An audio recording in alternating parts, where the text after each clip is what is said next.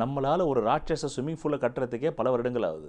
ஆனால் இப்பேற்பட்ட ஒரு ஸ்விம்மிங் பூல், நேச்சர் ஸ்விம்மிங் பூலை இயற்கை உருவாக்கி வச்சிருக்குதே எப்படி? பிறகு விஞ்ஞானிகள் இந்த பூமி தன்னைத்தானே சுற்றுதுன்னு சொல்கிறாங்க. யாருடைய உதவி இல்லாமல் சுற்றலை. ஒரு ட்ரெயின் ஓட்டணும்னா கூட அந்த ட்ரெயினை தயாரிக்கணும், அதுக்கு இன்ஜின் வேணும், அதுக்கப்புறம் ஆள் ஒருத்தர் உள்ளே உட்காரணும். இதெல்லாம் தயாரிக்கிறதுக்கு ஒரு விஞ்ஞானிகள் வேணும். எந்த விஞ்ஞானி இந்த பூமி தன்னைத்தானே சுற்ற வச்சுருக்கிட்டு இருக்கு?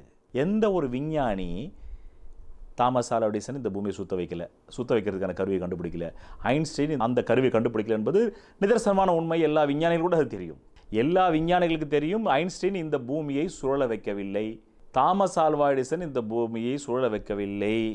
நியூட்டனின் 3வது விதி, every action there is an equal and opposite reaction, அது இந்த பூமியை சுழல வைக்கவில்லை. வேறு எல்லாமே ஜோதிடத்தில் விட்டுவிடுங்கள். இந்த பூமி தன்னைத்தானே 24 மணி சுற்றுவதால் தான் 24 மணி நேரம் வருகிறது. அதனால் தான் இரவு பகல் வருகிறது. 12 மணி நேரம் பகல், 12 மணி நேரம் இரவு வருகிறது. இதை எந்த ஒரு மனிதனும் ஒரு மனித சக்திக்கு அப்பாற்பட்டதாக தெரிகிறது. எதனால் மதங்கள் உருவானது என்றால் இந்த ஏன் என்ற கேள்வியால் தான்.